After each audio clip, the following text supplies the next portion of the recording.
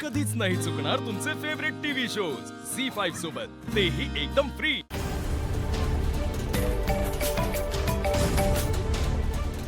हाँ बोल। अच्छा हार्ड डिस्क गाडीत आहे का? ठीक आहे बघतो मी। एकदा देवीच्या मनात आले, आपण राजाच्या राजप्रासादी राहावे। त्याने राजा आणखी सुखी होईल, प्रजेलाही तो आणखी सुख देईल। गरीबाकडे राहिले तर सगळ्या संपत्तीचा तो एकटाच उपभोग घेईल। म्हणून देवीने एका म्हातारीचे रूप घेतले। गाडी थांबव। फाटकी वस्त्रे आली, आधारासाठी हातात काठी घेतली आणि काठी टेकत टेकत ती राणीच्या महालाच्या दाराशी आली। आजी लागलं नाही ना तुम्हाला? नाही। कुठे चाललात तुम्ही? मला सोडू का? मी या बाजूने चाललोय बघा।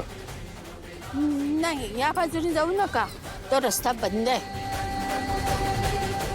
तुम्ही ह्या बाजूने जा।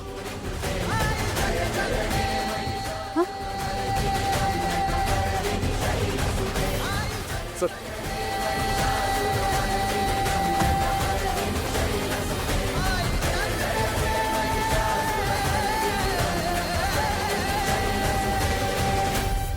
ती संतापून म्हणाली, तुझी राणी गेल्या जन्मी एका वैश्याची पत्नी होती।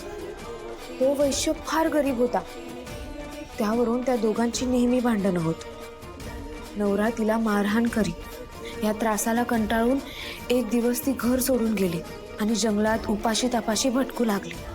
तिची अवस्था पाहून मला तिची दया आली। मी तिला ऐश्वर्य, सुख आणि संपत्ती देणाऱ्या श्री महालक्ष्मीच्या व्रताची माहिती सांगितली। त्याप्रमाणे तिने ते व्रत केले। तिच्या व्रताने महालक्ष्मी साक्षात प्रसन्न झाली।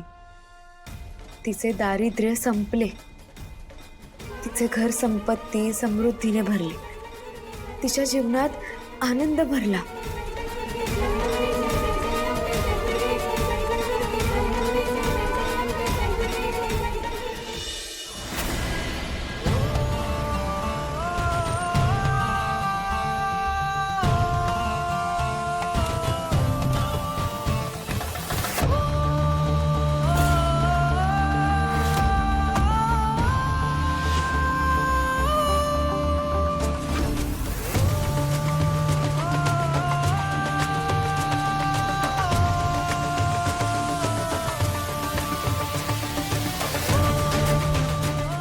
गाड़ी हटाओ।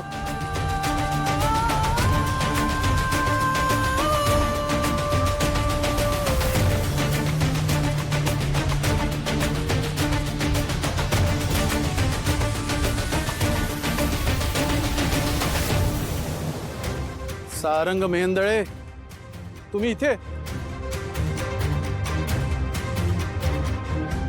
अहो, सकाळची बातमी ऐकून तुम्ही ऑफिसला जाण्याऐवजी इथे काय करताय माझ्या ऑफिसला?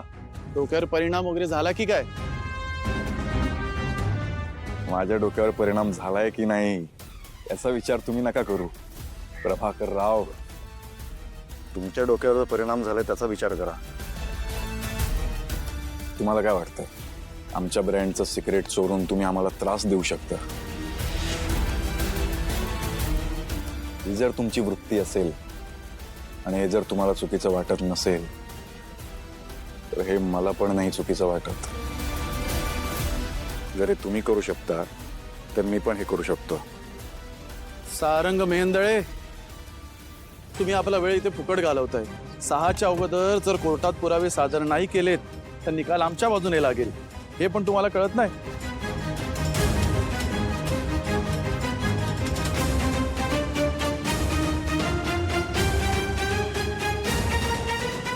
पुढे काही दिवसांनी आई वडिलांना भेटण्यासाठी म्हणून शांबाला माहेरी आली।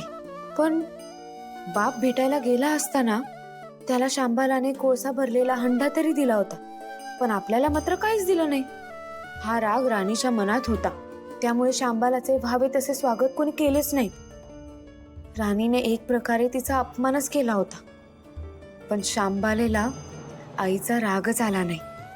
ती पुन्हा आपल्या घरी जाण्यासाठी निघाली। निघताना तिने पूर्वी बापाला दिलेला हंडा परत घेतला, त्यात मीठ भरले व तो अंडा घेऊन ती आपल्या सासरी आली. स्वगृही आल्यावर मालाधराने शांबालेला विचारले, माहेरून काय आणलंस? शांबालेने बरोबर आणलेल्या हंड्याकडे बोट दाखवले. मालाधराने झाकण काढून आत पाहिले तर हंड्यात मिठाचे खडे. मालाधराने चकित होऊन पत्नीला विचारले, हे काय? या मिठाचा काय उपयोग? शांबाला म्हणाले, थोडं थांबा म्हणजे कळेलच. त्या दिवशी शांबालाने कुठल्याच पदार्थात मीठच घातलं नाही. सगळे पदार्थ अळणी. मालाधर जेवायला बसल्यावर तिने त्याला सगळे पदार्थ वाढले. सगळे जेवण त्याला अळणी लागले. मग शांबालाने पानात थोडे मीठ वाढले. अन्न पदार्थात ते मिसळताच बेचव अन्नाला चव आली. हाच मिठाचा उपयोग, शांबाला पतीला म्हणाले. मालाधरालाही तिचे म्हणणं पटले. थोडक्यात जे कोणी महालक्ष्मीचे व्रत श्रद्धेने आणि मनोभावे करतील ना, त्यांना श्री महालक्ष्मी प्रसन्न होऊन त्यांच्यावर तिची कृपा होईल. 6च्या आधी पुरावे जर कोर्टात नाही दिले तर निकाल तुमच्या बाजूने लागेल.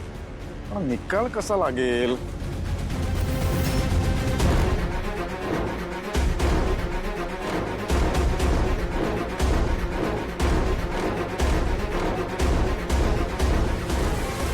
आधी तुम्ही चूक केली आहे, परत चूक नका करू, नाहीतर तुमचा निकाल मी इथेच लावेन.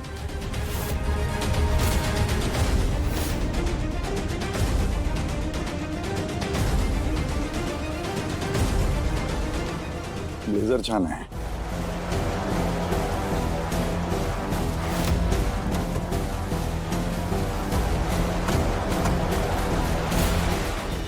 श्रीमंती आल्यावर सुद्धा माणसाने अतू नये मातू नये, नित्यनेमाने महालक्ष्मीचे व्रत करावे, देवीचे मनन चिंतन करावे, म्हणजे देवी सदैव तुमच्या पाठीशी उभी राहील, तुमची कामना पूर्ण करेल. महालक्ष्मीची ही कथा कहाणी गुरुवारची सुफळ संपूर्ण. ओम महालक्ष्मी नमः. ओम शांती शांती शांती.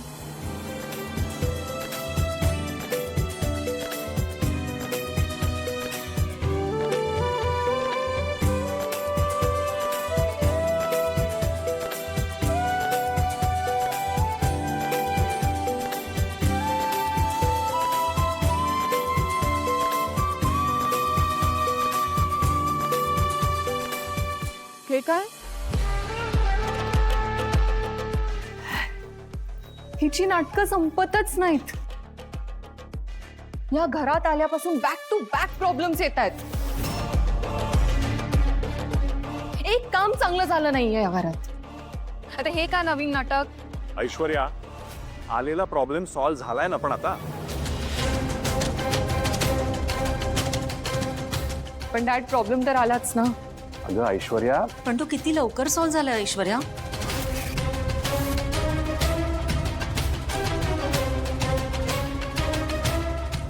ऐश्वर्या, सावलीने जी पूजा मांडली आहे त्यामुळे आपल्यावर जे संकट आलं ते इतक्या लवकर दूर झालं.